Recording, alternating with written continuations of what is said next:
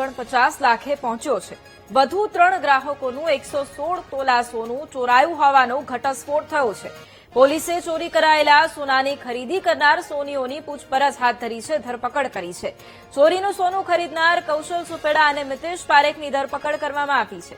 Share બજારમાં 3 કરોડનું નુકસાન થતા સેફ હાઉસના માલિકે દીકરાઓ સાથે મળી અને ચોરી કરી હતી। લાંબા સમય સુધી લોકર ન ખોલતા લોકર ધારકોને નિશાન બનાવ્યા હતા। મણીલાલ નામના શખ્સ પાસે ડુપ્લિકેટ ચાવી બનાવડાવી હતી। 1200 રૂપિયા રોકડ રકમ આપી અને આરોપીઓએ ડુપ્લિકેટ ચાવી બનાવડાવી હતી। આરોપીઓ સીસીટીવી ફૂટેજ ગાયબ કરવા ગૂગલ જેમિનાઈની મદદ લીધી હતી। કૌભાંડ બહાર આવતા લોકર ધારકોએ લોકર ખાલી કરવાનું શરૂ કર્યું છે।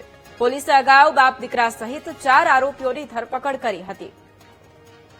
અને આજ મુદ્દે સંવાદદાતા ધ્રુવ ફોન લાઈન પર છે। ધ્રુવ, સુરતમાં નક્ષત્ર સેફ હાઉસમાં સોનાની ચોરીનો આ મામલો, અત્યારે શું ખુલાસા? બિલકુલ, સુરતના જે ખાસ કરીને વાત કરવામાં તો સિંગણપોરથી શરૂ થયેલા નક્ષત્ર સેફ જે હાઉસમાં જે ચોરીનો પર્દાફાશ થયો છે તેમાં ચોરીનો આંકડો હવે વધી રહ્યો છે।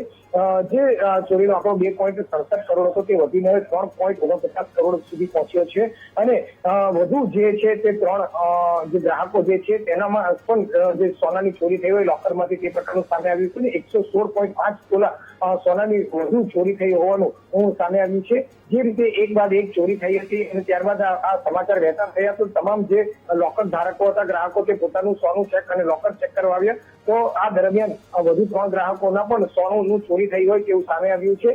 અને પોલીસે 3 આરોપીઓની 3 જે ફરિયાદીઓની પણ જે છે તે ફરિયાદ લીધી છે। સાથે સાથે વધુ 2 આરોપીની પોલીસે ધરપકડ કરી છે।